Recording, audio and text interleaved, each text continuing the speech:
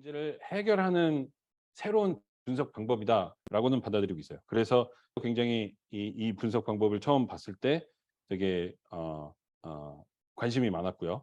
여러 심리학에서 가장 많이 쓰이는 어떤 causal pathway에 대한 분석 방법이 mediation analysis일 텐데 어떤 팩터가 하나 있을 것이고 지금 여기 예시에서 보이는 것은 social economic status입니다. 그다음에 우리가 관심 있는 outcome value, Y value가 있을 것이고 life outcomes. 그다음에 그것을 미디에이트하는 어떤 존재가 있을 것이냐. 그래서 사람들이 뇌에 관심이 있는 게 내가 관심 있는 팩터와 아웃컴을 연결해주는 말 그대로 매개자일 거다라고 생각을 해서 그래서 심리학에서는 주로 이제 뇌를 이제 그렇게 보려고 합니다. 그러니까 뉴럴 언더피닝, 뉴럴 코릴레이트를 얘기를 할 때 결국에 그 의미적으로 우리가 테스트를 한 게 이제 미디에이션이죠.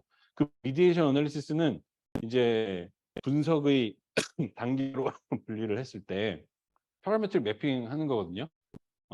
그래서 그 파라메트릭 매핑은 다이그노스틱 어널리틱스예요. 내가 이미 얻은 데이터에서 무슨 일이 생겼는지, 그다음에 미디에이션까지 하고, 그다음에 뭐 T-테스트하고 P-밸류 뽑아내고 이런 거 다 그 이제 분포를 가정을 하는 거잖아요. 이런 데이터들이 모이면 가우시애니티를 가지니까 그 가우시애니티에 따라서 결국에 지금 과거에 일어났던 일, 이 데이터는 한 3년 전에 모았으면 3년 전에 일어났던 요 샘플에서 무슨 일이 벌어졌는지, 물론 그 이제 가우시애니티는 일반화 가능하니까 여기서 얻은 결론을 아마 샘플이 다른 조건에서 모으더라도 비슷한 경향의 파인딩이 발견이 될 거다라고 그건 가정하는 건데 그 가정치에 대한 컨피던스는 안 주죠. 그러니까 P-밸류 딱 뽑아내고 0.05 이 0.05가 내가 비슷한 스터디를 했을 때 그 사람한테서 이 효과를 볼 그 P-밸류는 아니잖아요. 그 개념은 아시죠? 그러니까 그 P-밸류는 posterior probability입니다. 이 문제가 생길 확률. 이 똑같은 패턴을 내가 볼 확률. 그거는 안호영 교수님 연구팀들이 전문가죠. posterior probability. 하여튼 P-밸류는 그런 특성을 갖고 있어요. 과거 데이터에 대한 설명. 이걸 다이그노스틱 애널리틱스라고 분류를 합니다. 그런데 머신러닝에서 우리가 머신러닝을 흔히 얘기를 할 때 프리딕티브 애널리틱스라고 얘기를 하는 이유가 이게 사실은 그 어떤 컬처 때문에 그런 것 같은데 데이터를 기본적으로 머신러닝은 이 다이그노스틱 애널리틱스에서 썼던 그런 파라메트릭 분석 방법보다 보통 복잡하잖아요. 그다음에 뭐 랜덤 포레스트나 뭐 여러 가지 머신러닝 그 알고리즘 썼을 때 가장 큰 특징이 일단 파라미터 수가 많다. 딥러닝을 쓰면 더 많아지고. 그러니까 그렇게 복잡한 모델을 쓰려다 보니까 데이터는 항상 한정적이고 이걸 항상 밸리데이션을 해주지 않으면 안 되는 문제가 있기 때문에 항상 모델 피팅하는 데이터와 모델 이밸류에이션 하는 데이터를 나눠서 아웃 오브 샘플 밸리데이션 할 수밖에 없었죠. 머신러닝 어쨌든 모델 자체가 오버피팅에 문제가 없는 모델이니까.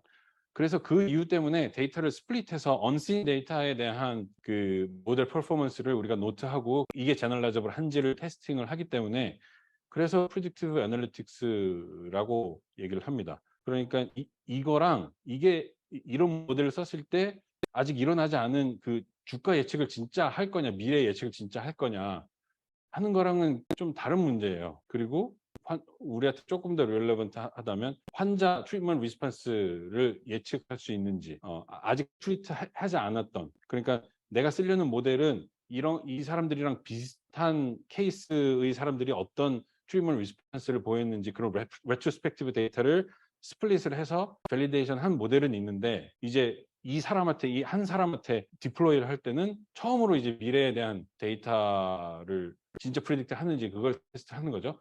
그렇게 해보면 그렇게 진짜 퓨처 트래젝토리 프리딕션 하기 시작하면은 이것도 아직은 문제가 많죠. 그런데 딥러닝이 다 해결하는 건 아니지만 딥러닝이 일반적인 머신러닝이 해결 못하는 퓨처 트래젝토리 프리딕션까지도 꽤 잘한다 하는 게 하나의 아이디어입니다. 그래서 어쨌든 지금 얘기했던 머신러닝, 딥러닝 이런 거 다 프리딕티브 애널리틱스에 들어가 있고, 근데 진짜 문제 해결을 하기 위해서는 지금 아까 얘기했던 정신과의 문제, 멘탈 헬스, 퍼블릭의 그 멘탈 헬스 혹은 해피니스의 문제, 그 문제를 해결을 하려면 어떤 인터벤션 타겟이 있는지를 해결하지 않으면 안 되겠죠. 그러니까 우리가 모델링 연구를 엄청 잘해서 누가 위험한지 리스크 프리딕션 혹은 누가 치료가 필요한지 그런 어떤 서브샘플 아이덴티피케이션 이런 것들을 완벽하게 했다고 치면은 그렇게 아이덴티파이된 리스크가 있는 사람들, 치료가 필요한 사람들, 어떤 소셜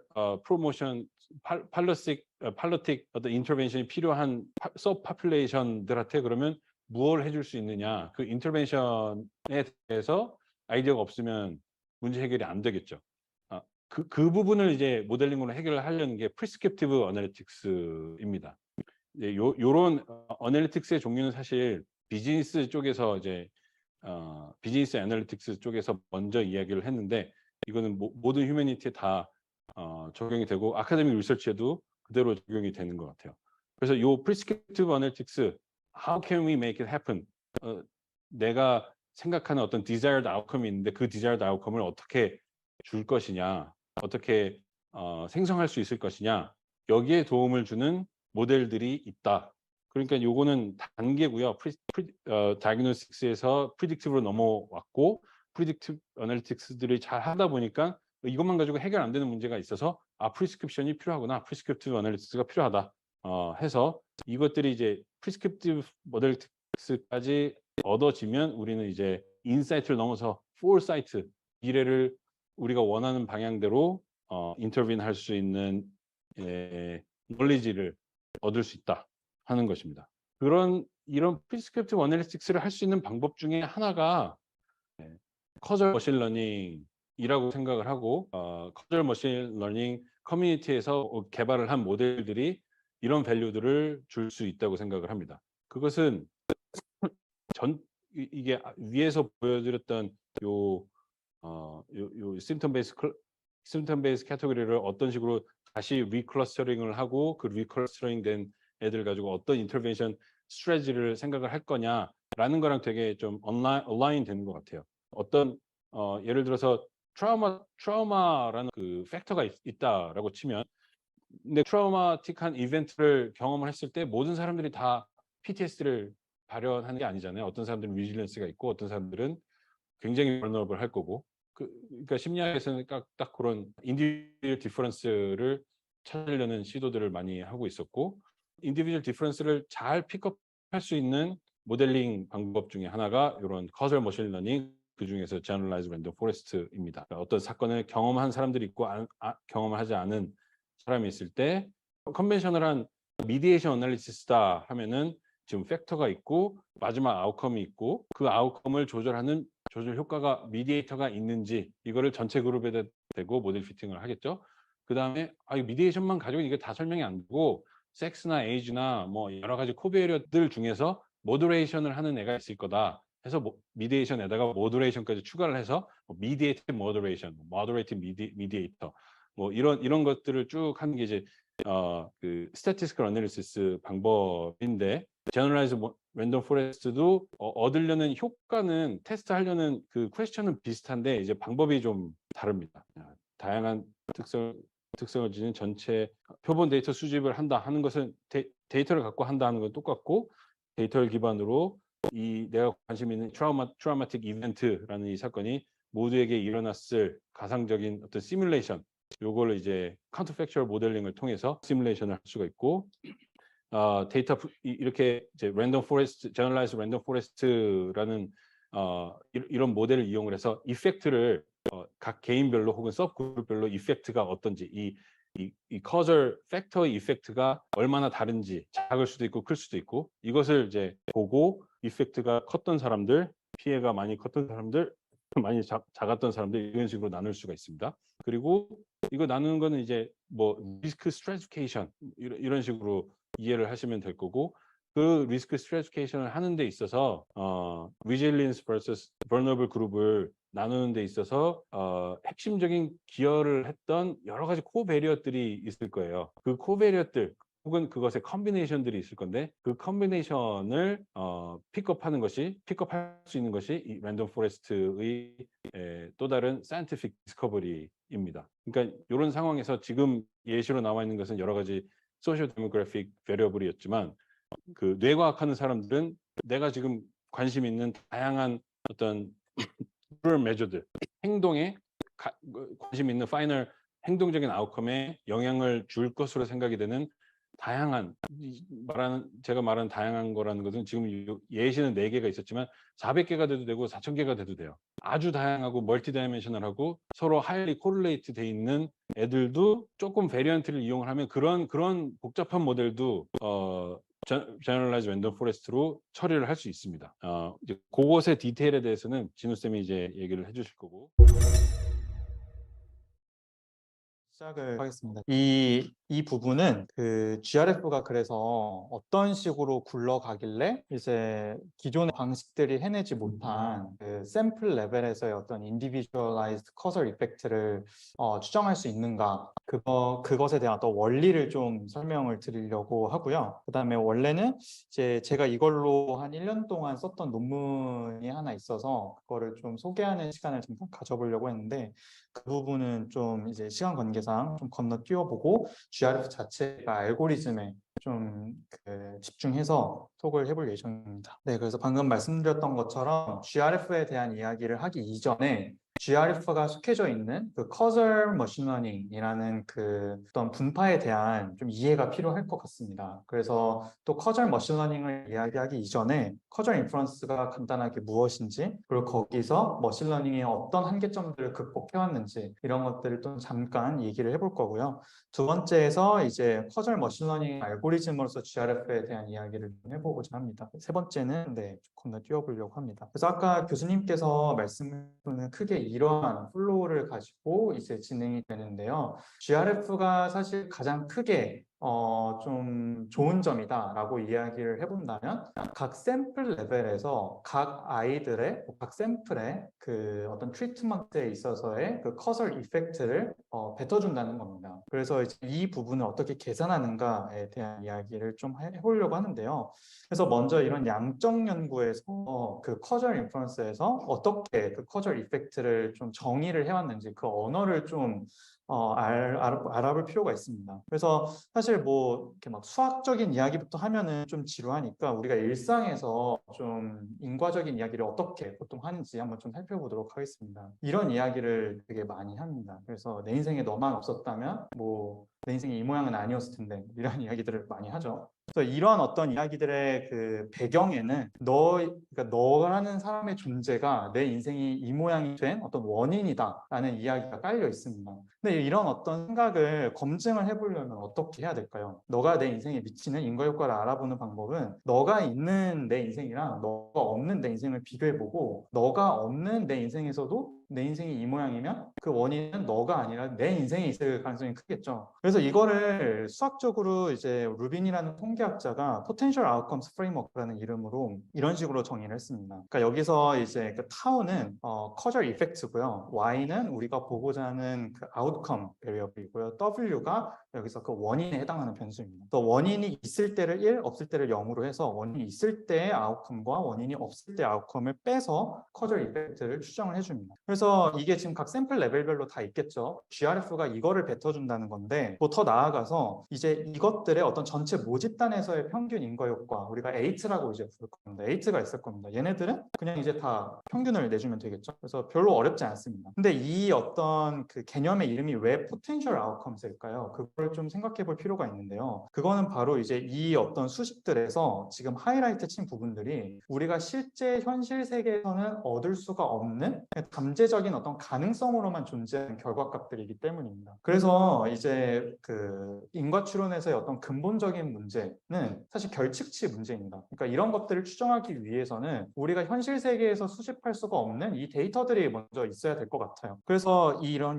기존의 어떤 통계적 인과추론에서의 가장 첫 번째 중점은 반사실적 상황, 카운터 팩추얼한 상황에 이런 데이터들을 어떻게 수집할 것인가고요. 두 번째는 만약에 설령 이런 데이터들이 라고 한들 아까 교수님께서 말씀해 주셨던 것처럼 뭐 randomized control treatment가 아닌 이상 원인과 결과 사이에 이 U에 해당하는 어떤 레이턴트한 컨파운더가 있을 텐데 이런 것들이 없는 상황을 우리가 실험적으로 구현해 볼 수가 있는가라는 겁니다. 근데 이제 통계학자들이 열심히 좀 연구를 해본 결과 Q2가 충족이 된다면 Q1은 그렇게 큰 문제가 아니고 우리가 적어도 샘플 레벨에서의 커절 이펙트는 구할 수 없어도 이 평균 인과 효과는 구할 수 있다라는 것이 어느 정도 이제 밝혀졌습니다.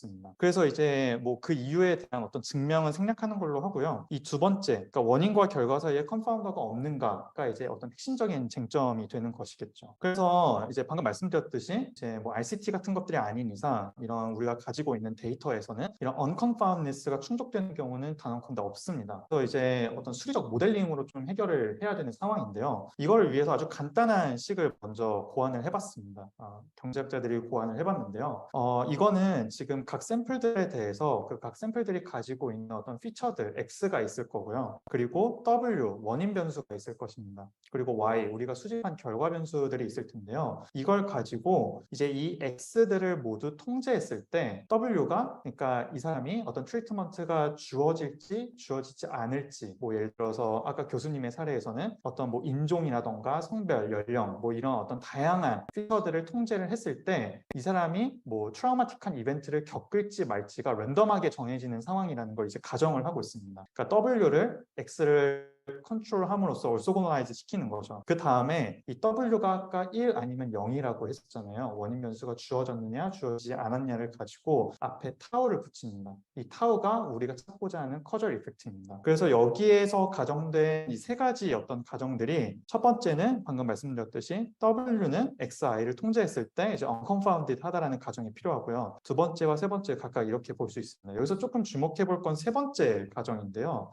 사실 우리는 지금 GRF를 연구하려는 이유는 individualized causal effect를 구하기 위함이었습니다.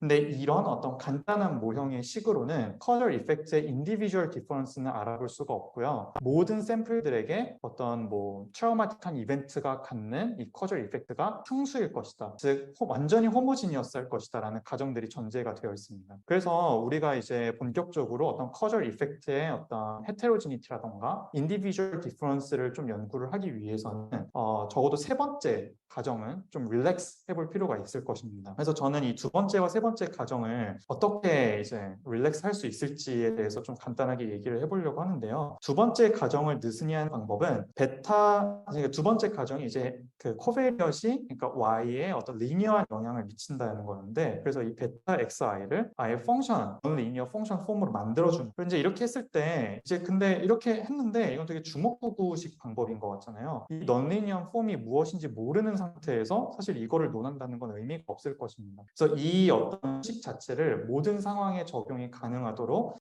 좀 제너럴라이즈 하는 그 과정이 필요합니다. 그래서 이제 이 로빈슨이라는 사람이 이제 제너럴라이즈 하는 폼이 이런 형식인데요. 즉 이제 fxi를 이제 이런 식으로 바꿔준 겁니다. 근데 이렇게 했을 때 좀 여러 가지 문자들이 나오는데 그럼 E와 M이 무엇인가를 알아야 이제 fx가 어떻게 제너럴라이즈가 됐는지를 알아볼 수 있을 것입니다. 그래서 E와 M은 각각 E는 이제 우리가 뭐 propensity score라고 부르는 건데요. 그러니까 즉 어떤 특성들이 있을 때 그 특성들을 봤을 때 이 사람이 과연 그 트리트먼트에 할당이 될지 안 될지에 대한 기대값이고요. M의 경우에는 그 트리트먼트의 기대값이 아니라 이 사람의 아웃컴 베리어블에 대한 기대값입니다. 그러니까 예시를 들어 얘기해보자면 E는 이 사람이 얼마나 이런 특성들을 가지고 있을 때 뭐 트라우마틱한 이벤트를 겪을 것이냐에 대한 얘기이고요. M은 이제 이런 특성들을 가지고 있을 때 얼마나 이 사람이 뭐 PTSD의 어떤 심텀들을 보일 것이냐에 대한 이야기라고 볼 수 있겠습니다. 그래서 얘를 정리하면 이제 이런 식으로 정리가 가능한데요. 이런 식으로 굳이 정리를 해주는 이유는 이게 우리가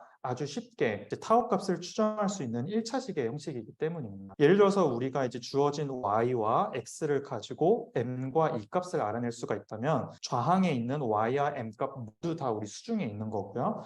w와 e도 우리 모두 수중에 있는 겁니다. 이렇게 했을 때 그냥 이제 심플 리니어 리그레션 같은 걸로 타워 값의 어떤 코에피션트라던가 뭐 아니면은 그 p-밸류 같은 것들을 이제 구할 수가 있게 되는 거죠. 근데 이제 어떤 이 m과 e를 구하는 과정에서도 대체로 그 E 같은 경우에는 사실 뭐 로지스틱 리그레션 같은 거 많이 쓰고요. M 같은 경우에도 그냥 그 멀티플 리니어 리그레션 같은 거 거 많이 사용을 해줍니다. 근데 이제 두 번째 그 가정 자체가 어떤 리니어한 가정을 이제 릴렉스 해주는 거였는데, 그래서 E와 M도 뭔가 넌 리니어하게 알아주고 싶은 거예요. 이제 이런 어떤 불만이 제기가 될 수도 있을 테고, 또 우리가 아직 보지 못한 세 번째 가정을 릴렉스 하는데 좀 이런 의문들이 제기가 될 수 있을 것입니다. 그래서 바로 이 두 가지 문제를 해결하는 데 있어서 현대적인 그 머신러닝이 좀 개입이 되는 지점입니다. 그래서 뭐 E와 M에 대해서부터 간단히 말씀을 드리면, 뭐 랜덤 포레스트 같은 넌 리니어 머신러닝 알고리즘을 써서 그냥 E와 M을 프레딕션을 해주면 돼주는 거겠죠. 그래서 가정 3은 근데 어떻게 그 릴렉스를 한다는 건지 좀 한번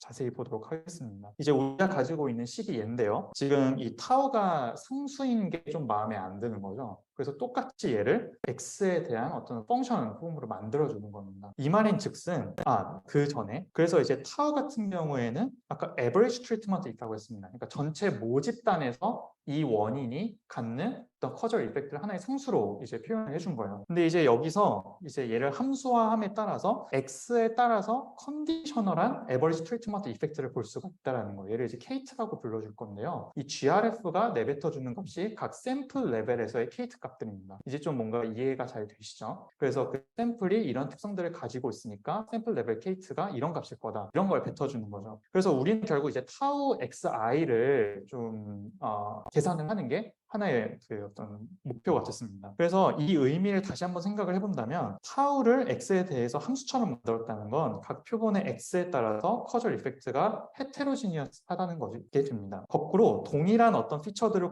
공유하고 있다면 그걸 공유하는 애들 사이에서는 타우는 여전히 컨스탄트, 다 똑같은 값일 거라는 것입니다. 그래서 이걸 그림으로 나타내보면, 기존의 어떤 스태티스티컬한 그 커절 인퍼런스에서는 8만 이렇게 구할 수가 있었는데, 예를 들어서 우리가 어떤 커절 이펙트가 성별에 의해서 굉장히 헤테로지니어스 된다라는 그 도메인 논리시가 있다면, 샘플들을 남자와 여자로 나눠서 각 집단의 케이트를 계산해 볼 수가 있다는 겁니다. 그래서 전체 케이트는 0.8이지만 뭐 여성은 0.3, 남성은 1.5, 그래서 굉장히 헤테로지니어스하다라는 걸 이제 이야기가 할 수 있게 되는 거죠. 그래서 바로 여기서 이제 헤테로지니티 스터디가 이제 시작이 된다라고 얘기를 해볼 수가 있겠습니다. 근데 이제 대부분의 문제에서는 우리가 방금 말씀드렸듯이 뭐 성별이 이런 헤테로지니티를 만드는 중요한 변인이다라는 거에 대한 도메인 논리지가 있다면 참 좋을 텐데, 구체적으로 어떤 변수가 가장 중요한 헤테로지니티 메이커인지 우리가 알 수가 없습니다. 뭐 뇌 변수인지, 유전 변수인지, 아니면 사회 환경 변수인지. 그래서 이런 것들을 데이터 드리븐하게 좀 찾아내는 어떤 과정들이 좀 필요한데요. 바로 여기서 이제 기준이 되는 X와 그 공유 집단을 데이터 드리븐하게 찾아낼 수 있다면,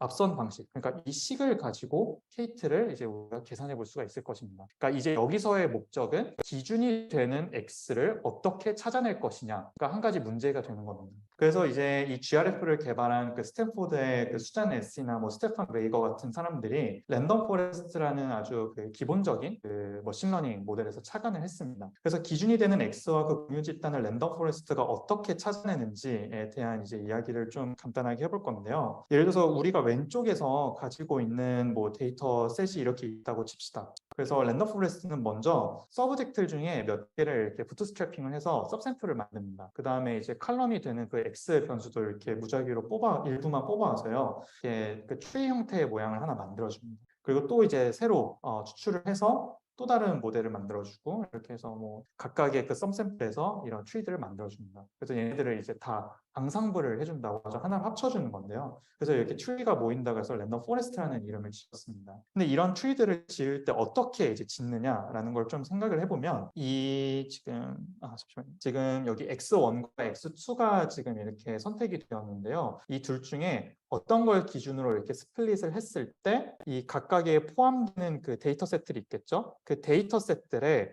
y 값의 그 평균이 보이는 그 스퀘어드 디퍼런스가 최대가 되도록 스플릿을 하는 겁니다. 이 말인 즉슨 여기 속하게 될 친구들과 여기 속하게 될 친구들 사이가 이 y 값을 기준으로 해서 가장 잘 구분이 되도록 나눠준다라는 거죠. 이런 식으로 해서 이제 트리를 계속 만들어가 줍니다. 그리고 이제 만약에 우리 수중에 테스트 셋이 있다고 할 때 우리는 이 테스트 셋의 y를 프레딕션을 해보고 싶습니다. 그러면 이 테스트 셋을 각 트리에 굴려 넣습니다. 그러면 마지막에 또 속하게 되는 어떤 지점이 있겠죠. 그러면 이제 여기에 원래 속해져 있었던 트레인 샘플들이 있을 것입니다. 뭐 예를 들어서 여기는 S3라고 해보고, 여기는 S2라고 해보고, 여기는 S3라고 해보죠. 그렇게 했을 때 뭐 이제 이거를 뭐 다 평균을 내는 방식도 있는데, 좀 더 랜덤 포레스트를 좀 이제 딥하게 이용을 하다 보면은 이제 이런 가중치 합산을 해주는 방식이 많이 사용이 됩니다. 이게 무슨 말이냐면 이 테스트 셋의 y 값을 어떻게 프레딕션을 하냐라는 걸 보면은 이 전체 트리에서 이 테스트 셋과 가장 동일한 그 터미널 노드에 얼마나 자주 속했는지를 가지고 가중치를 매겨주는 겁니다. 그래서 지금 이 상황 같은 경우에는 S3가 2번 같이 속했고요. S2가 테스트 셋과 한 번 같이 속했죠. 그래서 S2의 y 값에다 3분의 1을 취해줬고 S3에다가 3분의 2를 취해줬습니다. 이런 식으로 해서 이제 웨이티드 서메이션을 해서 이제 y 값을 프레딕션을 하는 방식입니다. 이제 랜덤 포레스트의 기본 아이디어가 이거고요. 그래서 이제 이 샘플과 비슷한 특성을 가진 애들의 y 값에 가중치를 매겨서 우리가 원하는 값을 구한다는 게 기본 아이디어라고 했습니다. 근데 이 샘플과 비슷한 특성이라는 거, 예를 들어서 이 트리에서는 뭐 얘가 될 테고요, 얘네들이 될 테고, 뭐 이 지금 기준들 있죠.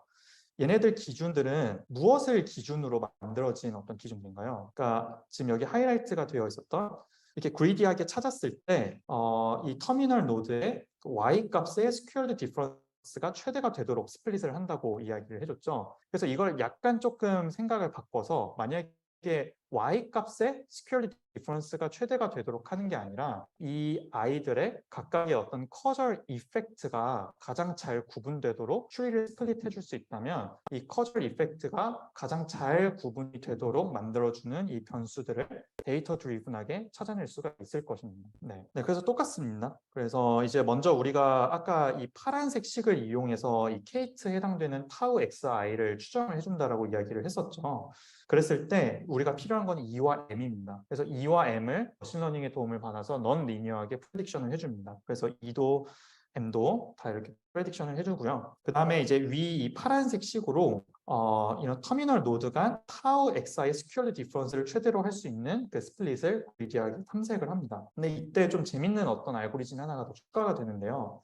이 GRF는 기본적으로 머신러닝 알고리즘임에도 불구하고 트레인셋과 테스트셋을 명시적으로 따로 구분해주지 않습니다. 그래도 이제 우리는 모든 샘플에 대한 unbiased 샘플 레벨 K를 구할 수가 있는데요. 그 이유가 이제 여기서 알아서 그렇게 해주기 때문입니다. 예를 들어서 첫 번째 추리를 지을 때 이 추리를 짓는 데 사용되는 샘플과 빨간색 샘플과 그리고 이스티메이션을 하는데 짓는 그 샘플들을 따로 이렇게 구분을 해줍니다. 랜덤하게. 이 상태로 이제 추리를 이렇게 하나 만들어주고요. 그래서 이 스플릿 기준들은 빨간색으로만 만들어주는 거고 그 다음에 굴려 넣어주는 거는 이 녹색 샘플들만 해당이 되는 거예요. 그래서 이걸 또 이제 초기화한 다음에 다시 또 새롭게 이렇게 구분을 지어서 또 새로운 추리를 만들어줍니다. 이걸 이제 계속 반복을 합니다. 그래서 사용자가 원하는 그 추리 개수만큼 이 추리를 만들어주는 거고요.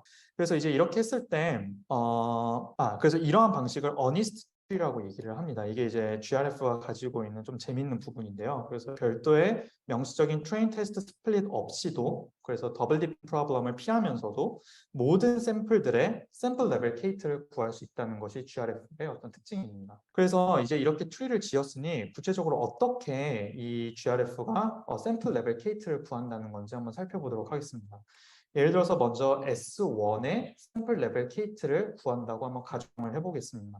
이렇게 했을 때 이제 첫 번째 추리부터 한번 살펴보자는 겁니다. 근데 문제는 기억하실지 모르겠지만 첫 번째 추리를 이제 스플릿 하는데 이 S1이 사용되었습니다. 그래서 이 추리는 무시를 해줍니다. 두 번째 추리 같은 경우에는 이제 이 S1이 스플릿 하는데 사용이 되지 않았기 때문에 이제 이 추리 2부터는 이제 좀 진지하게 한번 봐줍니다. 그렇게 했을 때 S1을 굴려 넣었을 때 뭐 오른쪽에 속한다고 만약에 생각을 해보면 이 오른쪽에 같이 속하고 있는 친구들이 있겠죠. 뭐 그 애들이 뭐 SN이라고 한번 가정을 해봅시다. 그럼 SN에다가 이렇게 가중치를 먹여준다는 겁니다. 같은 코베리어트를 가지고 있으니까 같은 어떤 가중치를 매겨준다는 그만큼 더 가중치를 매겨준다는 거죠. 그래서 여기서 추리 그 끝 추리까지 이렇게 계속 이 과정을 반복을 해줍니다. 그래서 이게 GRF 페이퍼에 있는 그 그림인데요. 이게 쉽게 얘기해서 이 지금 예를 들어서 우리가 찾고자 하는 그 S1이 저 파란색 점이라고 했을 때 같은 터미널 노드에 속하는 애들에게 다 이렇게 표시를 해줬습니다. 더 크게. 그렇게 해서 각 트리별로 이거를 다 만들어주겠죠. 그래서 그걸 하나로 합쳐서 뭐 이런 식으로 만들어준다는 겁니다. 그래서 약간 모든 샘플들에 대해서 이제 전체 트리 결과에 따라서 각 샘플에 대해서 S1을 기준으로 가중치를 얼마나 매길지에 대한 벡터를 이제 찾아줍니다. 그래서 이제 이 커절 포레스트를 이용해서 하는 게 이제 이 가중치 벡터를 찾아내 주는 거고요. 그렇게 해서 이런 수식으로 이제 샘플 레벨 케이트를 구하게 됩니다. 이게 굉장히 뭐 좀 노테이션이 많아서 좀 복잡해 보이지만 사실 우리가 여태까지 했던 거를 그대로 표현을 해주고 있습니다. 지금 이 아래식에서 우리가 구하고 찾는 게 케이트에 해당되는 이 타우 xi였잖아요. 그래서 이거를 그 분석하는 사람 입장에서 다시 서술해 준 겁니다. 그래서 이제 이 폼을 그러니까 좌항을 이쪽으로 이렇게 놔뒀었고요. 우항에 해당되는 이 부분을 이쪽으로 둬서 리니어 리그레션을 해주는데 그 이제 베타 코에피션트 그러니까 베타 코에피션트들을 찾는 과정에서 우리가 방금 그 찾아준 각 샘플들의 그 웨이트를 먹여준다는 겁니다. 그래서 예를 들어서 우리가 X의 샘플 레벨 케이트를 구하고자 할 때 표본 그 이제 각각의 어떤 다른 어떤 테스트 그 트레인 샘플들이 있겠죠. 그래서 그 샘플들 각각에 대해서 얘네들을 빼고 이제 MX를 예측을 해줬다라는 거고요. 그 다음에 EX를 추정할 때도 각각의 샘플들을 빼고 원 리브아웃 방식으로 이제 예측을 해줬다라는 겁니다. 그렇게 해서 이제 이 값들 그 마지막에 알파 IX 같은 경우에 커절 포레스트로부터 얻어낸 그 S1 기준에 최종적으로 얻어낸 가중치 벡터고요. 그렇게 해서 이걸 총 정리를 해보자면 우리가 구하고자 하는 샘플에 그 D-mean treatment라고 되어 있거든요. 이게 이 부분을 나타냅니다. 그러니까 지금 이 부분을 나타냅니다. 그러니까 실제로 주어진 어떤 우리가 수집된 그 트리트먼트 데이터가 있을 거고 그 아이에게 기대가 됐었던 그 트리트먼트 그게 값이 있겠죠. 프로펜시티 스코어가 있겠죠. 그래서 걔를 빼줬다라는 겁니다. 그래서 이게 D-mean treatment고요. 여기 같은 경우에는 원래 아웃컴이 있을 테고 걔로부터 기대가 됐었던 그 아웃컴을 빼줬다는 겁니다. 그래서 얘네 둘을 이제 리그레션을 해줘서 결국에 그 얻어지는 최종 그 코에피션트가 샘플 레벨 케이트라고 보시면 되겠습니다. 그래서 이게 그 알고리즘에 대한 어떤 전반적인 설명이고요. 그래서 이렇게 얻은 케이트를 가지고 이 샘플 레벨 케이트가 유의미한 헤테로지니스를 보이는지를 추정하는 방식에는 뭐 여러 가지 방법이 있습니다. 뭐 저는 일단 크게 세 가지 방법을 좀 가지고 왔는데요. 가장 쉬운 방법은 그 케이트의 디스트리뷰션을 보는 겁니다. 이렇게 디스트리뷰션을 봤을 때 지금 샘플 레벨 케이트들이 지금 세 개의 봉우리를 이렇게 이루고 있죠. 그러니까 뭐 아주 러프하게 얘기하면은 이 케이트를 기준으로 데이터 드리븐하게 뭔가 세 가지의 그 클러스터를 만들어낼 수가 있다라는 겁니다. 네. 근데 뭐 가장 좋은 방법이라는 건 없고요. 다만 이제 GRF 응용 연구 사례들에서는 이제 중간값 검정 방식 이 방식을 많이 사용을 해왔습니다. 그래서 이거에 대해서 설명을 드리자면, 그러니까 이 케이트들 이렇게 샘플 레벨 케이트들이 쭉 있을 텐데 거기서 미디언을 기준으로 미디언 위에인 그룹, 아래인 그룹을 이렇게 나눠줍니다. 그다음에 그 두 그룹 사이에 케이트 상에 유의미한 차이가 있는지를 그냥 T-테스트를 해주는 겁니다. 그래서 만약에 유의미한 차이가 있다면 케이트 사이에 어떤 뭐 헤테로지니티가 있구나라고 이야기를 할 수가 있게 되는 것이죠. 뭐 이건 넘어가겠습니다. 그래서 이제 마지막 슬라이드입니다. 요약을 해보자면 인과 추론에서 특정 원인이 결과에 미치는 인과 효과는 원인이 가해졌을 때 결과와 원인이 없을 때 결과를 빼서 구한다는 점을 말씀해 주셨습니다. 근데 이제 이런 어떤 통계적 인과 추론의 가장 큰 문제점은 우리가 연구하고자 하는 원인의 평균 인과 효과만 추정할 수가 있다는 것입니다. 그러니까 헤테로지니스 그 커절 이펙트 스터디가 불가능합니다. 근데 이제 커절 머신 러닝은 이런 어떤 K8를 넘어서 K8를 넌 리니어 어썸션 위에서도 계산을 함에 따라서 개인 특성에 의해서 뭔가 형성되는 걸로 추정이 되는 어떤 헤테로지니티 분석을 가능케 한다는 것이 가장 큰 어떤 이노베이션이라고 얘기할 수 있겠습니다. 그래서 그런 다양한 어떤 커절 ML 모델 중에서도 GRF는 이런 어떤 헤테로지니티를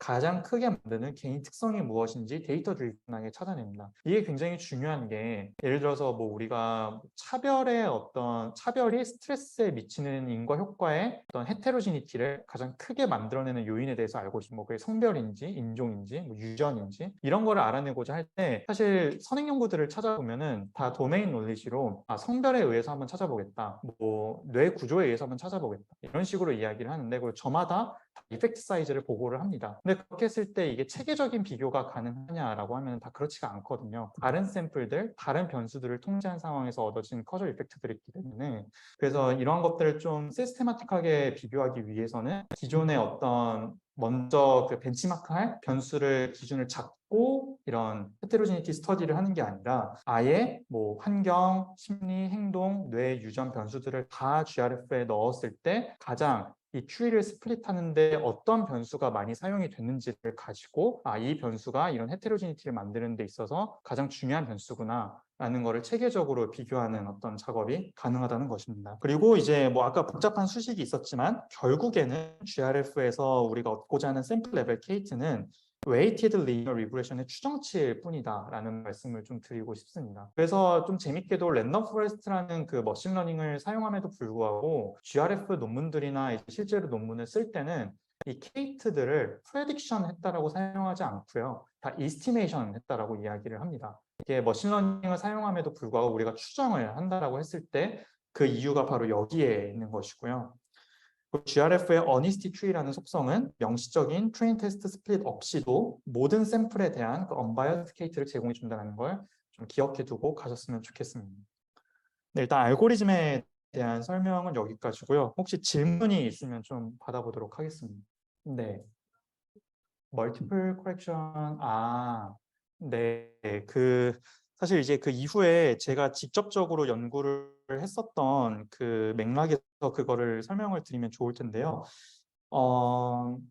이제 정확히 말씀드리자면 이제 이 GRF를 했을 때 샘플 레벨 케이트들을 얻게 되는데 사실 우리가 수준이 얻게 되는 거는 그 점 추정 값을 얻게 되고요. 그것의 어떤 통계적 유의미성을 그 각 모든 샘플 레벨에 대해서 얻지는 않습니다.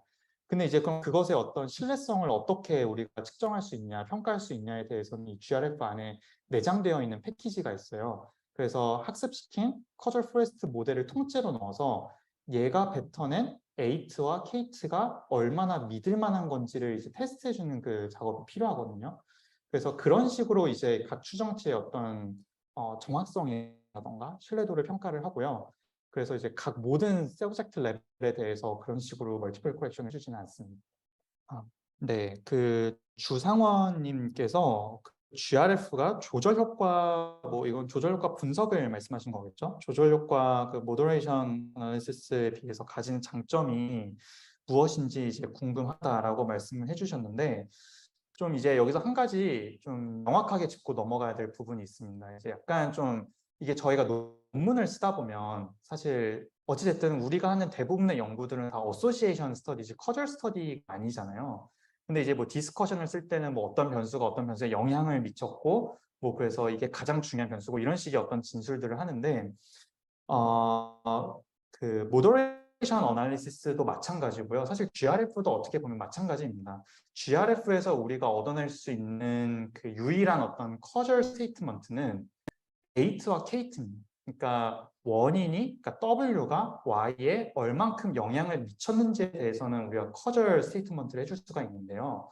사실 많은 분들께서 관심이 있으신 이 코베리엇이 그런 헤테로지니티를 만드는데 얼마나 기여했냐, 얼마나 인과적으로 이런 개인차를 만들어냈냐라는 부분에 있어서는 GRF로도 사실 그것까지는 명확하게 알아낼 수가 없습니다.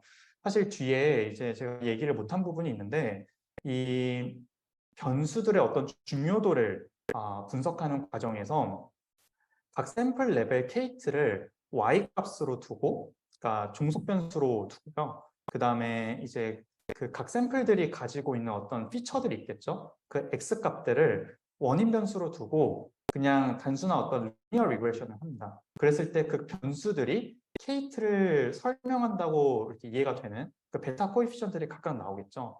그래서 그 베타 코에피션트의 뭐 값과 부호로 얘가 리스크 팩터인지 뭐 프로텍티브 팩터인지 그리고 그 이펙트 사이즈를 가지고 얘가 얼마나 중요한 변수지 이런 이야기는 할 수 있는데 우리가 어떤 커절 스트럭처 없이 리니어 리그레션을 쓰는 이상 이제 걔네들의 어떤 코에피션트가 정말 우리가 알고자 하는 어떤 커절 이펙트 사이즈인지는 좀 확신할 수가 없기 때문에 GRF로도 그 커베리엇들이 이런 헤테로지니티에 얼마나 기여하는지는 인과적으로는 알 수가 없습니다. 연관 관계상으로 알 수가 있다는 거고요.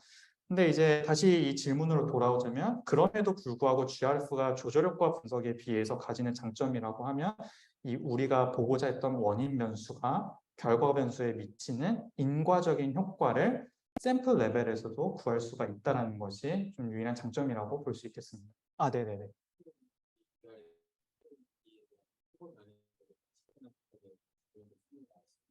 네네. 네. 네네. 그 방법도 사실 있고요.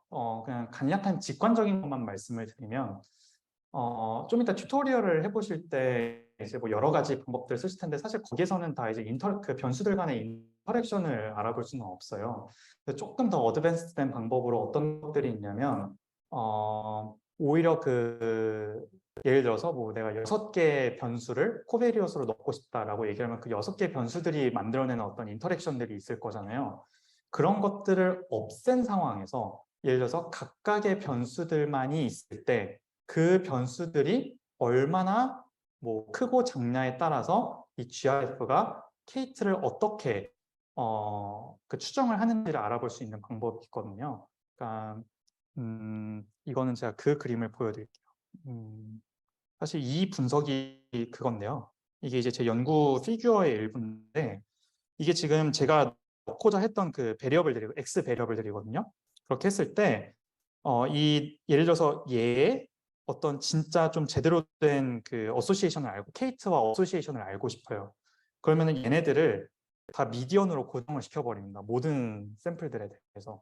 그럼 얘네들은 이제 더 이상 그 어떤 별량이 존재하지가 않겠죠. 디스트리뷰션이 어떻되고 얘의 그 디스트리뷰션만 보존을 해놓습니다. 그 상태로 이렇게 시뮬레이션이 된 데이터를 GRF에 넣습니다. 그랬을 때 이제 이 값이 하위 33%인 애들, 그리고 중간 33%인 애들, 그리고 가장 높은 애들, 이렇게 상중하로 나눠서 이 변수가 얼마나 큰지에 따라서 이 케이트가 어떻게 예측이 되는지를 이제 이렇게 비주얼라이제이션 해줄 수가 있습니다. 그랬을 때 이제 이게 지금 케이트가 좀 올라가는 게 보이죠? 네, 그 말인즉슨 이 다른 변수들의 인터랙션을 제거했을 때에도 얘 혼자만 이렇게 좀 올라갔을 때 이 케이트가 좀 증가하는 것 같더라라는 어떤 파셜 그 디펜던스를 좀 이야기를 해줄 수가 있습니다.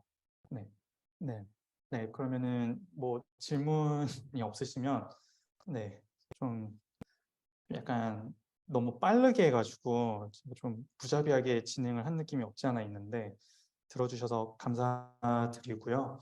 그리고 이제 디스커션을 좀 이제 같이 해보려고 하는데 머리를 많이 쓰셨을 테니까 저희가 한 5분 정도 또 쉬는 시간을 가졌다가 좀 연구실별로 모이거나 아니면은 뭐 가까운 자리에 계신 분들끼리 뭐 혼자 오신 분들도 계실 것 같은데 그냥 좀 이제 뭉치실 분들이 없으신 분들끼리는 뭉치셔가지고 좀 이런 GRF로 그러면 어떤 연구 주제를 우리가 어드레스 해볼 수 있을지 얘기를 나눠보는 시간을 갖도록 하겠습니다.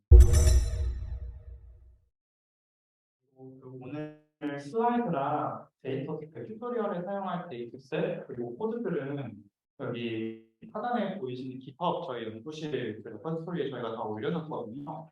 그래서 네, 뭐 슬라이드가 필요하신 분들은 뭐 여기서 다운받아서 보셔도 될 것 같고요. 일단 기본적으로 튜토리얼 만약에 참가하신다면 여기 들어가셔서 데이터셋이랑 코드 받아주시면 감사하겠습니다.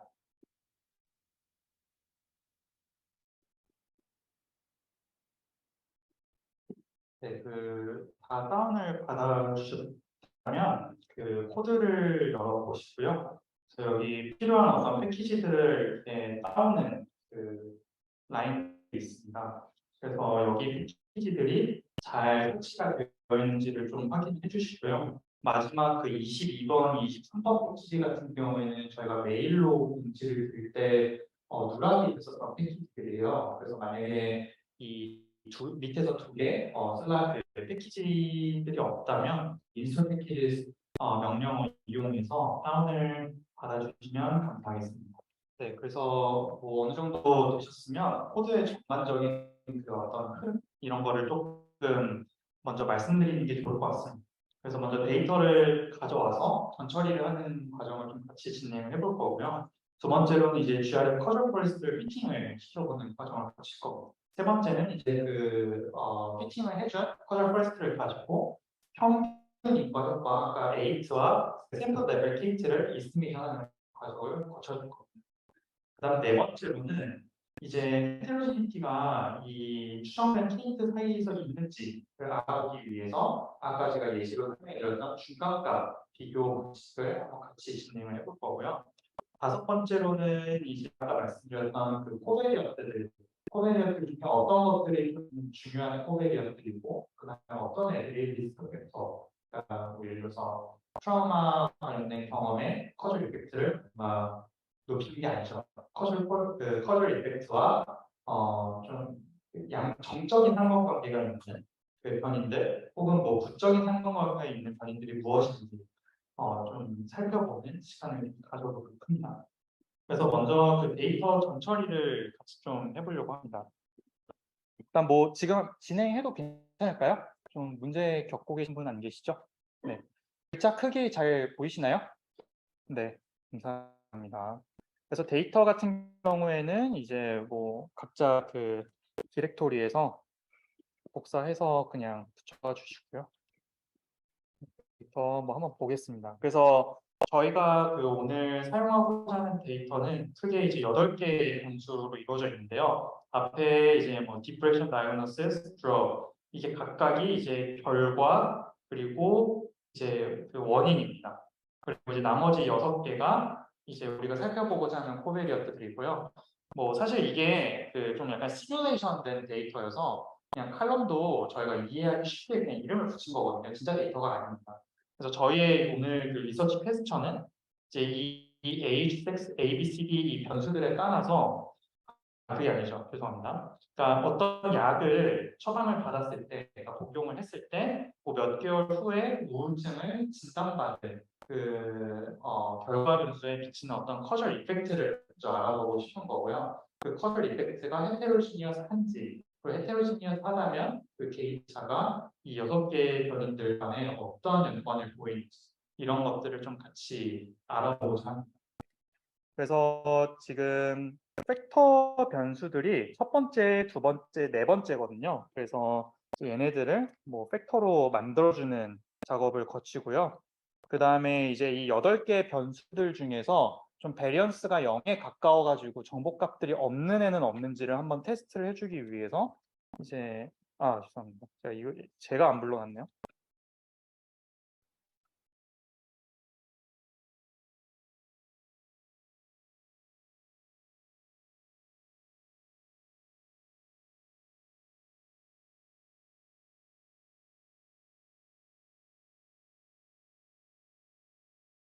그러면 어떤 새로운 데이터셋이 또 하나 만들어질 텐데 이걸 보시면은 이제 각 그 변수들의 니얼 제로 베리언스 여부가 이렇게 true or false로 이렇게 나옵니다. 그래서 지금 뭐 아예 제로 베리언스인 변수도 없고 니얼 제로 베리언스인 애들도 없다고 확인을 좀 먼저 해보고 하면 좋을 것 같습니다.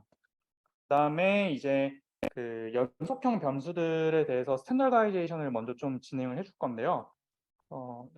그냥 해주시면 됩니다. 서머리를 했을 때 우리가 앞에서 지정해줬던 첫 번째, 두 번째, 네 번째 변수를 빼놓고는 지금 다 민 0이고 뭐 확인차 스탠다드 데비에이션도 확인해 볼까요? 네, 0, 1로 잘 맞춰져 있는 거를 확인해 볼 수가 있습니다. 그 다음에 이제 여기서가 조금 재밌는 부분인데요. GRF 같은 경우에는 범주형 변수를 처리할 수는 있긴 있는데 재밌는 건 인풋을 해줄 때 걔네들을 범주형 변수인 상태로 넣어주면 안 됩니다. 다 연속형 변수, 그러니까 뉴메릭 형태로 이제 다 넣어줘야 되고요. 그래서 이제 나머지 그 첫 번째, 두 번째 변수들을 다시 뉴메릭 베리어블로 만드는 작업을 좀 거치겠습니다.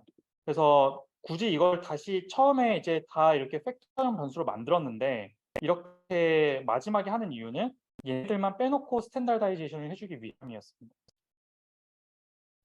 되셨으면 이제 파트 2로 넘어가서 혹시 여기까지 뭐 안 되는 분 계신가요? 문제가 네, 그럼 넘어가 보도록 하겠습니다.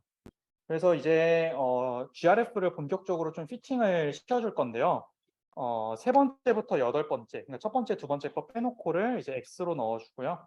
우리가 각각 원하는 아웃컴 베리어블과 트리트먼트 베리어블을 이렇게 할당을 해줍니다. 랜덤 포레스트 자체가 그 말에서 알 수 있듯이 아까 설명드렸지만 그 트리 지을 때마다 막 썸샘플링하고 이런 과정에서 좀 이 시드에 따라서 결과들이 조금씩 바뀌는 부분들이 있거든요. 그래서 일단은 튜토리얼을 위해서 먼저 시드를 그냥 오늘 날짜로 해놓고 고정을 좀 시켜보겠습니다. 그 다음에 이제 커저 포레스트를 피팅을 시킬 건데요. 여기 보시면은 이제 변수들이 x, y, w가 있고요. y 햇과 w 햇은 각각 이게 y의 추정치와 w의 추정치잖아요. 우리가 아까 슬라이드에서 봤던 mx와 ex에 해당되는 부분들입니다. 기억나시죠? 그래서 이제 여기서 근데 룰을 해준 이유는 이걸 룰로 해주면은 얘가 알아서 m과 2를 계산을 해줍니다. 그래서 RCT 같은 경우에는 예를 들어서 뭐 트리트먼트 여부가 랜덤하게 할당이 되는 경우에는 이 W 값을 몇으로 해주면 될까요? 0.5로 해주면 되겠죠. 되거나 안 되거나니까요. 근데 저희는 그렇지가 않기 때문에 이 커저 포레스트가 알아서 2와 m 값을 계산할 수 있도록 룰로 지정을 해줬고요. GRF의 또 하나 좋은 점은 이게 GRF를 구성하고 있는 파라미터들이 굉장히 많은데 뭐 이건 대부분의 것들을 그냥 이 아규먼트 하나로 자동적으로 옵티마이즈 해줄 수 있다는 게 좀 좋은 점입니다. 그리고 이제 우리가 직접적으로 조금 봐줘야 되는 하이퍼 파라미터들은 트리의 개수를 이제 지정을 해줘야 되고요. 그 다음에 이제 이거 같은 경우에는 이 파라미터들을 조정하는 과정에서 또 랜덤 포레스트들이 세부적으로 막 이제 피팅이 되는데 걔네들은 이제 몇 개로 할 건지 뭐 이런 거에 해당되는 것들입니다. 그렇게 해서 일단은 뭐 2000개와 100개로 한번 피팅을 시켜보죠. 조금 기다리셔야 될 겁니다.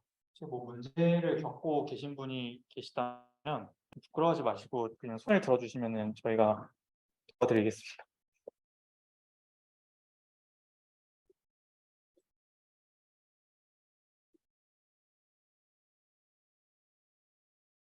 지금 피팅 시킬 때가 저의 찬스입니다. 도움을 받으실 수 있습니다. 네네. 네네. 네네. 네.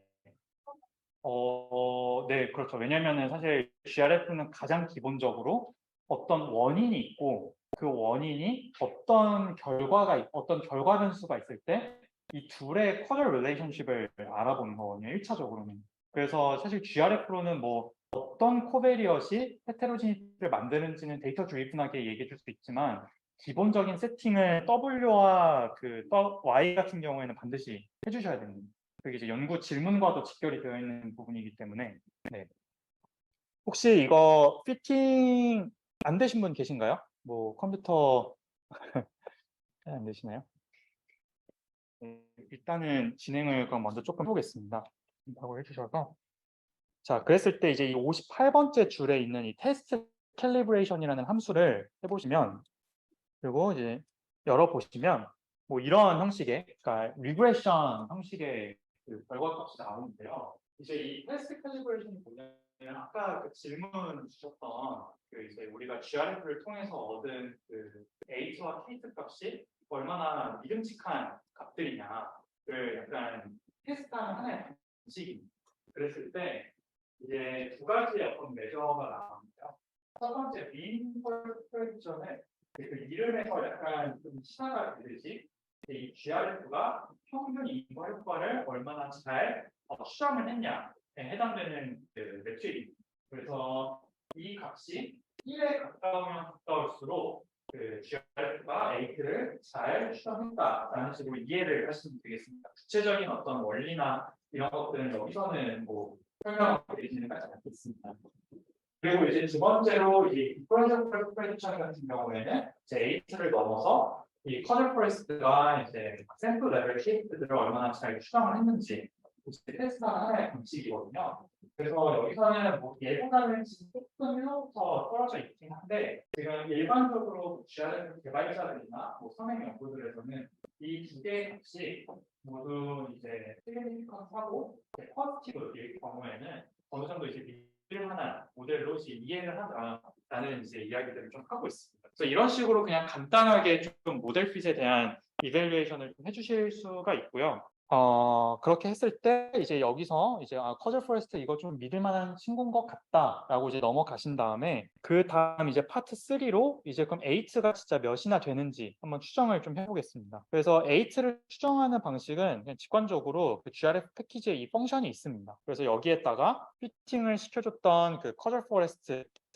그 모델을 넣어주시고요. 메소드 같은 경우에는 두 가지 옵션이 있습니다. 그러니까 최대 우도법이랑 그 Augmented Inverse Propensity Weighting이라고 하는 이제 이 AIPW 방식이 있는데요. 쉽게 얘기해서 그냥 추정치의 어떤 그 바이어스를 좀 줄여주는 테크닉들입니다. 그리고 이제 그 아까 그 제가 말씀드렸듯이 이 에이트든 케이트든 GRF에서는 결국 다 이제 어떤 특정 샘플이 어떤 샘플들과 더 가까이 있냐를 기준으로 이제 웨이트를 먹여가지고 추정을 해주는 거기 때문에 이제 그런 것들을 좀 계산해주는 이제 하이퍼 파라미터들을 이렇게 좀 입력을 해주시면 되겠습니다. 그래서 먼저 추정값을 구하고 그 다음에 이게 한 번에 결과가 나오지 않아서요. 이게 일일이 다 이런 식으로 계산을 해주셔야 됩니다. 그래서 이렇게 서머리 자체를 만들어 놓으시면 왼쪽부터 평균 인과 효과의 그 추정치와 그리고 그 추정치의 스탠다드 에러 그리고 그에 대한 어떤 테스트,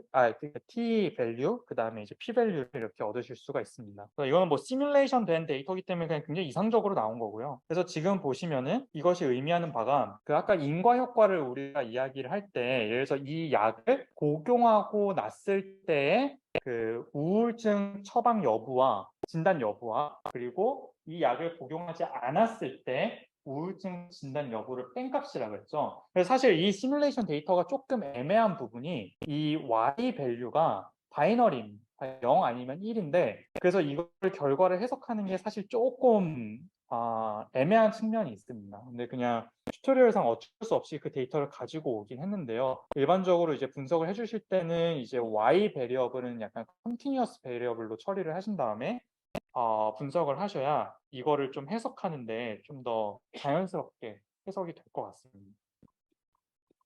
그 다음에 8를 구했다면 K를 구하는 과정은 그냥 get scores라는 펑션을 이용해 주시면 됩니다. 그래서 이 커즐 포레스트에서 바로 뽑아낸 거거든요.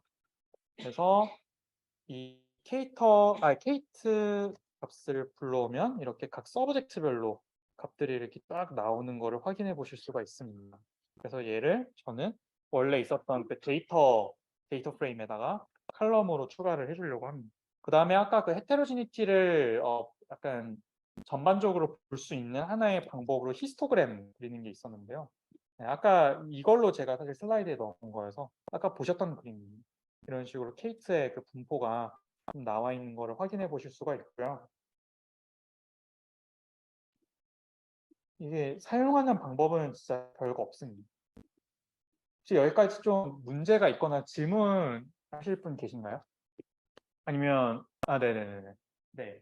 그러니까 사실 이 데이터 자체는 시뮬레이션 된 데이터여서 아무 의미가 사실 없는 데이터들이고요. 그냥 결과가 잘 나오도록 이 튜토리얼을 위해서 시뮬레이션이 된 데이터고요. 뭐 그거는 연구 질문에 따라 달려 있을 것 같습니다.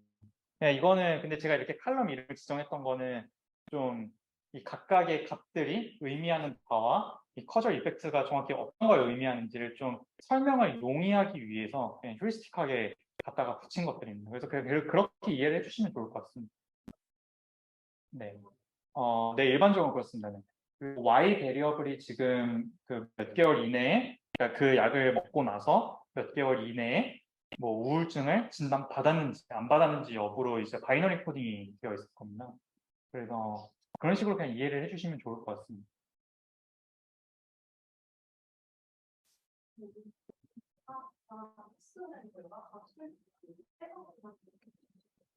네네. 이 히스토그램 같은 경우에 지금 이 케이스들의 분포잖아요. 그렇게 했을 때 이 X축이 이제 샘플 레벨 케이스 그리고 이제 전체 뭐 데이터 셋의 그 샘플들이 한 28,000명 정도가 있었는데요. 그 이제 대수를 세는 거. 그러니까 정확히 얘기하면 뭐 예를 들어서 마이너스 2와 아니 케이스가 마이너스 2와 마이너스 1 사이인 애들이 각각 이제 몇 명인지를 이렇게 세는 겁니다.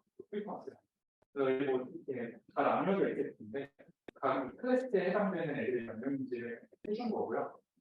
그렇게 했을 때 저희가 아까 에이트 값을 얻었던 게 뭐 한 마이너스 0.3 정도 됐었나요? 그러면 뭐 조금의 뭐 위치하고 없겠죠?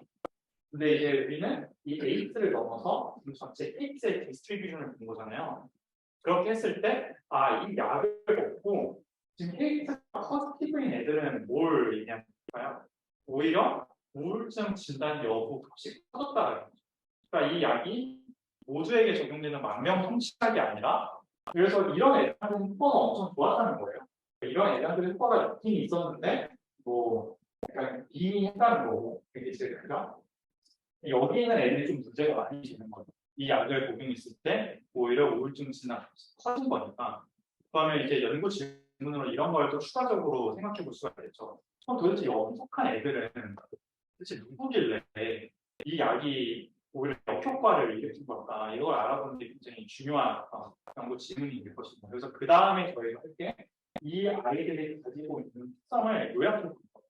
자, 그럼 그 전에 이 애들이 어떤 애들인지 알아보기 전에 진짜 이 디스트리뷰션은 사실 그냥 어떤 시각적인 분포만을 보여주는 거기 때문에 우리는 헤테로지니티가 있냐 없냐를 확실하게 판단할 수 있는 어떤 양적인 기준들이 좀 필요할 겁니다. 되게 여러 가지 방법이 있고 저도 논문을 쓰면서 여러 가지 방법을 썼는데요. 여기서는 이제 가장 많이 쓰이는 중간값 검정을 한번 테스트해 보도록 해보겠습니다. 그래서 이거 같은 경우에는 뭐 메디언 케이트를 기준으로 해서 메디언보다 크면 하이, 작으면 로우로 전체 샘플을 나눠주는 겁니다. 그래서 그룹이라는 변수를 새로 만들었습니다.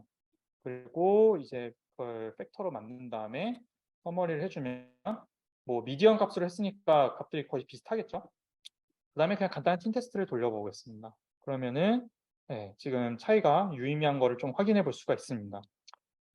그리고 이제 한 가지 더 나아가서 이 코엔시티를 계산을 해서 이 하이인 집단이랑 로우인 집단이 거리가 얼마나 되는지, 얼마나 멀리 떨어져 있는지 그 이펙트 사이즈를 좀 알아보겠습니다. 그래서 이펙트 사이즈를 알아보면 지금 거의 2가 넘는 이펙트 사이즈인 걸 봐서는 지금 이 거리들이, 그러니까 보통 코엔시티를 해석을 할 때 뭐 0.8 이상이면은 이펙트 사이즈가 굉장히 크다라고 이야기를 하거든요. 저희가 그 코릴레이션 코에피션트 해석하듯이. 그래서 지금 굉장히 구분이 잘 되는 거를 확인해 볼 수가 있습니다.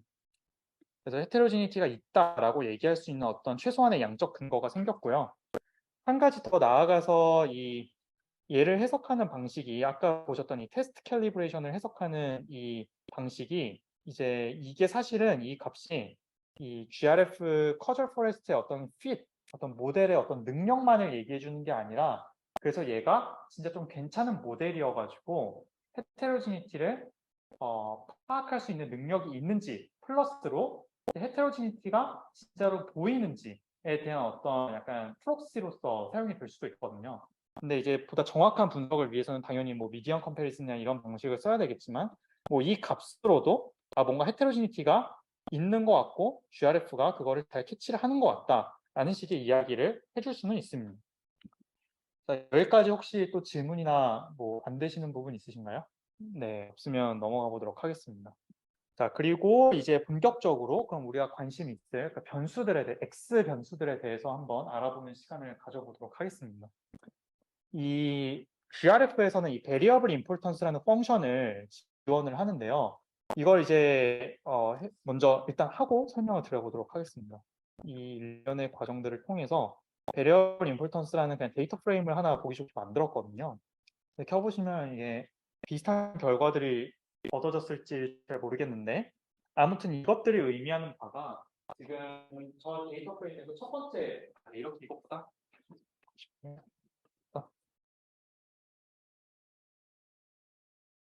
이걸 보여드리는 게 낫죠. 지금 여기 각각의 그 피처들이 있고 베리어블 임포턴스가 이렇게 다 표시가 되어 있고 이제 그냥 순위를 나타낸 겁니다. 이렇게 했을 때 이 베리어블 임포턴스 값이 정확히 뭐냐 궁금하실 수도 있을 것 같은데요. 그거는 이제 전체 트리에서 그 트리를 스플릿 하는데 사용된 그 횟수를 나타냅니다. 그러니까 횟수의 그 비율이겠죠, 정확히 얘기하면. 그래서 이 베리어블 임포턴스를 다 더하면 1이 나오게끔 되어 있고요.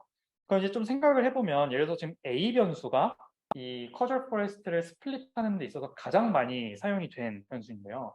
그러니까 거의 39%가 쓰였는데 전체 스플릿에 그 말인즉슨 아까 커셜 포레스트는 이 트리를 스플릿하는 방식이 케이트의 어떤 스퀘어드 디퍼런스를 가장 맥시마이즈하는 그 방식으로 트리 스플릿을 한다고 얘기했죠. 그 말인즉슨 이제 이 변수가 뭔가 이 헤테로지니티를 만드는데 1등 공신인 것 같다라는 식의 어떤 해석을 덧붙여 볼 수가 있을 겁니다.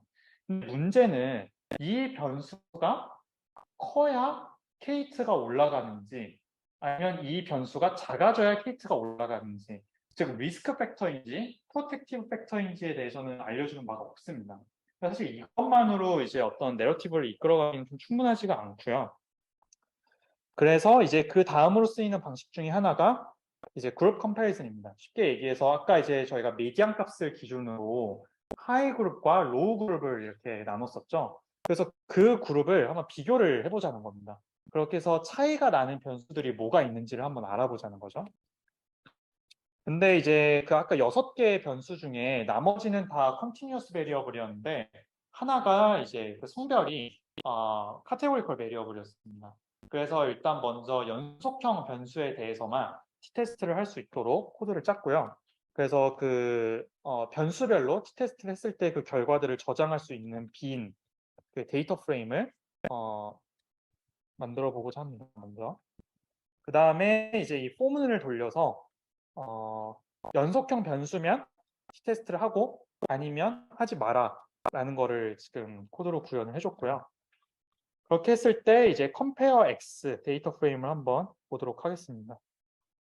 그럼 지금 성별 말고는 지금 다 t-테스트가 이루어져 있는 걸 확인해 볼 수가 있고요. 지금 뭐 통계적 유의미성은 이것만 가지고는 사실 판단을 하면 안 되겠죠. 이 여러 번 했기 때문에 나중에 섹스까지 한 다음에 이제 그 다음에 이제 p-밸류를 멀티플 코렉션을 이용해서 보정을 한번 해줘야 될 겁니다. 그래서 이제 성별을 테스트를 좀 해주려고 하는데요. 범주형 변수를 테스트하기 위해서는 일단 그 피셔 이그젝 테스트를 좀 해보려고 합니다. 그래서 140번 그 줄까지 해주시면 되고요. 보시면요. 보셨겠죠. 그래서 140번째 라인까지 이제 실시를 해주면 이제 하이 집단과 로우 집단에 대해서 연속형 변수와 범주형 변수 모두를 이제 이렇게 비교하는 작업을 거치게 됩니다. 그래서 마지막으로 143번째 라인에서 FDR 코렉션을 실시를 해줬고요. 그래서 여기 있는 이제 p-밸류로 판단을 좀 해보겠습니다. 그래서 보면은 지금 모든 변수에서 유의미한 차이가 나오는 걸로 좀 확인을 해볼 수가 있고요. 뭐 이제 이 대소 비교를 통해서 그러니까 케이트가 높았던 애들, 그러니까 부작용을 일으켰던 애들이 전반적으로 어떤 특성을 보이는지를 뭔가 사후적으로 비교를 해볼 수가 있겠죠. 그래서 여기 보면은 연령이 조금 낮고요. 그리고 이거는 지금 남성인 비율을 제가 입력을 한 건데 남성인 비율이 여기 조금 높습니다. 그리고 그 A, B, C, D, A 변수 같은 경우에는 좀 낮고요. B 변수도 좀 낮고 C 변수는 거의 지금 비슷하죠. 근데 조금 더 높은 걸 볼 수가 있습니다. D 변수도 조금 더 높은 걸 알아볼 수가 있고. 그리고 이제 이런 근데 사실 이런 t-테스트 어떤 집단 비교만으로는 이 변수들이 다 같이 있을 때 어떤 그 케이트에 미치는 어떤 영향 이런 것들을 좀 확인해 볼 수가 없으므로 베스트 리니어 프로젝션이라는 과정을 거치게 됩니다. 이거는 제가 아까 얘기 드렸던 것처럼 단순한 멀티플 리그레션이라고 생각을 하시면 됩니다. 그래서 멀티플 리그레션의 y 자리에다가 샘플 레벨 케이트를 넣고요. x 자리에다가는 저희가 알아보고자 하는 그 6개의 변수들을 집어넣습니다. 그래서 베타 코에피션트를 뽑아내는 과정입니다. 그래서 BLP를 보시면 지금 이렇게 각 변수별로 인터셉트와 함께 그 베타 코에피션트가 이렇게 나오고요. 그 다음에 p-밸류가 이렇게 나오는 것을 확인해 보실 수가 있습니다. 지금 성별이 통계적으로 유의미하지 않은 걸 확인해 볼 수가 있습니다. 즉 케이트에 뭐 별다른 설명을 제공하지 않는다라는 거죠. 그리고 이제 나머지 변수들은 다 케이트, 각 샘플 레벨 케이트에 유의미한 설명을 제공을 합니다. 그랬을 때 그 방향성을 보시면 이제 A랑 B 같은 경우에는 음수죠. 그 말인즉슨 케이트를 이제 낮춘다는 얘기들이고 얘네들이 원 유닛 증가할수록 그 샘플 레벨 케이트가 낮아진다는 걸 의미를 하고요. 얘네들이 높아질수록 한 유닛 증가할수록 케이트도 높아지는 것을 우리가 확인을 해볼 수가 있습니다. 그래서 이제 약간 이런 식의 어떤 이야기들이 가능하겠죠. 그 케이스가 높은 애들, 그 약의 부작용을 일으킨 애들은 지금 전반적으로 뭔가 연령대도 약간 높은 것 같고, 그리고 이 A 변수 그리고 B 변수가 값이 낮을 테고 C 변수와 D 변수가 값이 높을 테니까 이러한 특성들을 이용해서 뭐 나중에 어떤 의사결정이나 이런 것들을 할 때 이 약을 얘한테 줄지 말지 뭐 이런 것들을 이제 좀 뭔가 데이터 기반으로 결정할 수 있는 근거들이 생길 수 있다고 얘기를 할 수 있겠죠? 네. 인터랙션을 이 베스트 리니어 프로젝션을 통해서요? 아니면 그 다른 방식을 통해서라도 그거는 저라면 그냥 함수 짤 것 같아요. 이 GRF 자체에 지원하는 어떤 기능은 없고요. 이 베스트 리니어 프로젝션은 그냥 그 인터랙션 없이 보는 거고, 나중에 뭐 멀티플 리니어 리그레션 같은 걸 짤 때 그냥 인터랙션 텀을 추가해서 본다거나 관심 있는 그런 식으로 하면 어느 정도 되지 않을까 싶습니다. 한마디만 제가 하면 네네. 인터랙션에 대해서 아까도 질문 나왔던 것 같은데 기본적으로 지금 피딩하는 모델이 랜덤 포레스트잖아요. 그래서 랜덤 포레스트가 각 피처들의 인터랙션 혹은 뭐 특히 non-linear 인터랙션이 있을 때 그것을 익스플리시트하게 이게 서로 곱하기로 인터랙션을 하는지 아니면 뭐 더하기로 인터랙션이 되는지 이런 것을 직접 익스프레스하게 모델링은 하진 않지만 랜덤 포레스트의 그 트리의 특성상 그런 걔네들의 non-linear 인터랙션들이 자연스럽게 모델링이 되게끔 돼 있어요. 그런데 지금 얘기하는 인터랙션은 내가 관심 있었는 요 팩터가 증가할 때 1 스탠다드 디비에이션 증가할 때 얘도 증가를 하는지 그것의 효과가 시너지식 효과가 아웃컴에 미치는지 이런 선형적인 리니어 월드에서의 인터랙션을 아마 질문하는 것 같아요. 우리는 인터랙션을 그런 식으로 곱해서 항상 해왔습니다.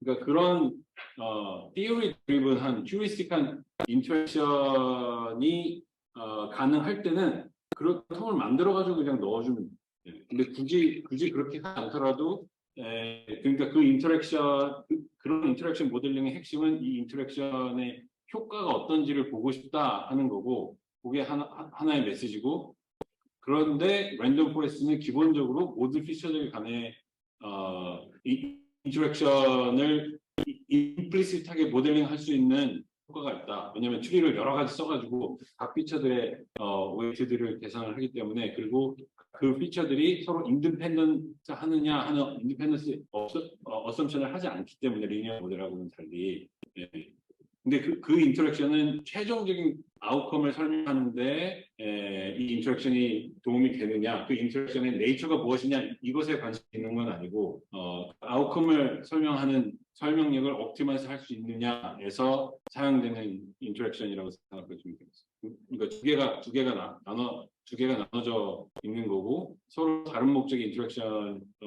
고려가 필요한 거고 목적에 맞게 사용하면 될 것 같아요. 비슷하게 호라고 보여야 된다라고 그런 가능성도 계산해서 나오는 결과를 비선호된 시스템 모델을 좀더 사용하는 게 맞는 그림이라고 볼 수 있는 그런 비슷하게 아는 면역들 때 여러 가지 가능성들을 포함하는 결과로 목적이 다르긴 네, 그렇죠. 네. 랜덤 포레스트 제가 변수가 두 개, 세 개 변수가 올라가면 갈수록 걔네들의 non-linear 인터랙션이 자연스럽게 모델링이 되는 그런 알고리즘을 갖고 있기 때문에 근데 보통 우리가 인터랙션 하면은 그 인터랙션의 네이처가 무엇이냐를 관심 두니까 근데 랜덤 포레스트가 그걸 알려주지는 않는다.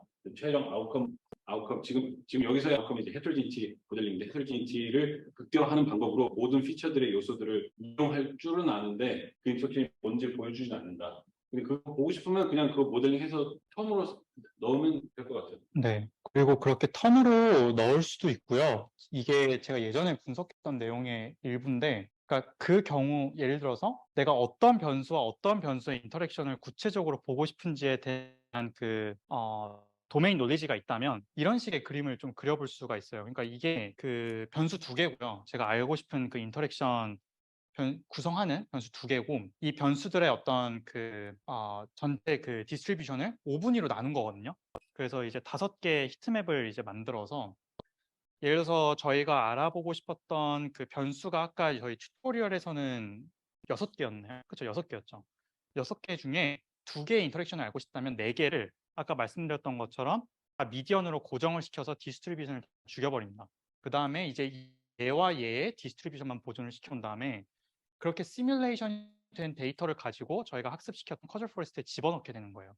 그럼 만약에 그 데이터를 커즐 포레스트에 집어넣는다면 그 커즐 포레스트가 이제 뱉어내는 값은 이 상황에서의 그 어떤 샘플 레벨 케이트들이겠죠. 그렇게 해서 이제 이 값과 이 값이 이렇게 점점 낮아짐에 따라서, 그러니까 이게 사실 Z 스코어인데요. 평균에서 이렇게 점점 이렇게 멀어짐에 따라서 이 컬러 코딩 돼 있는 것처럼 케이트가 점점 높아지더라라는 이 대각선 방향성을 어떻게 보여줄 수는 있습니다.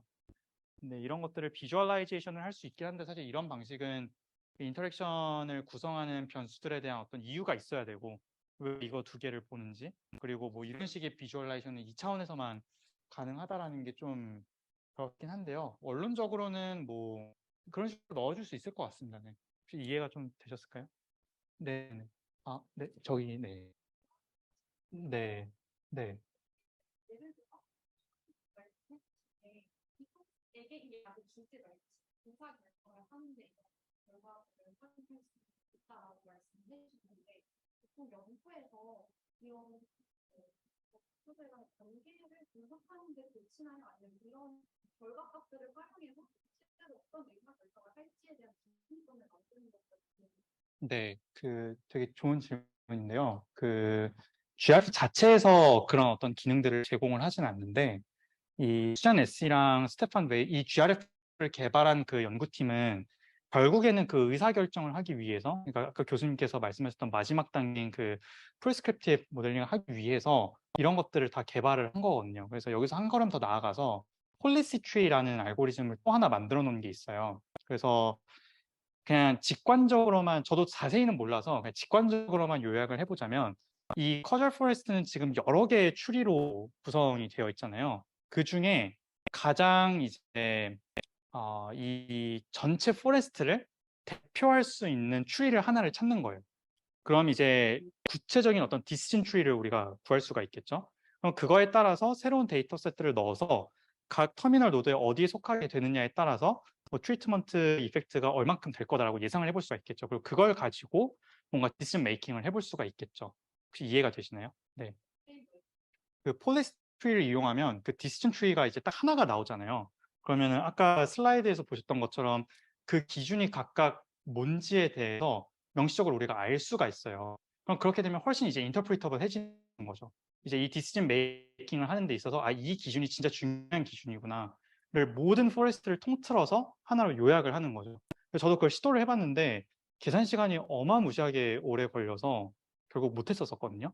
근데 뭐 그런 식의 어떤 해석을 위해서라면 전체 포레스트를 하나의 디시전 트리로 요약하는 것도 가능하다. 그래서 거기서 기준들을 풀어낼 수도 있을 것이다 라는 걸로 답변을 드리고자 합니다.